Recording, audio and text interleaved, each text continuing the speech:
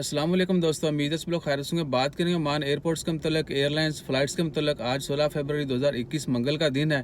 कुछ देर पहले ministry of health के डायरेक्टर अहमद अल सईदी उन्होंने कंफर्म किया था कि हो सकता है कुछ ममालिक से फ़्लाइट जो हैं वो बंद की जाएँ, यानी ओमान आने वाली जो फ़्लाइट्स हैं वो बंद की जाएँ।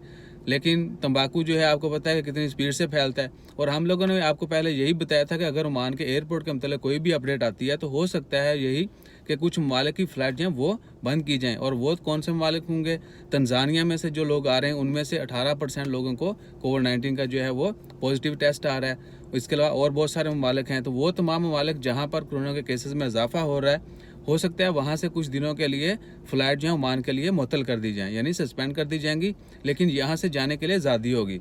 और जैसे ही मुकम्मल लिस्ट आती है कि कौन से ममालिक की फ़्लाइट बंद की जाएंगी, कितने अरसे के लिए बंद की जाएंगी, वो भी आपके साथ शेयर करेंगे। अपना ख्याल रखें, दुआ में याद रखें।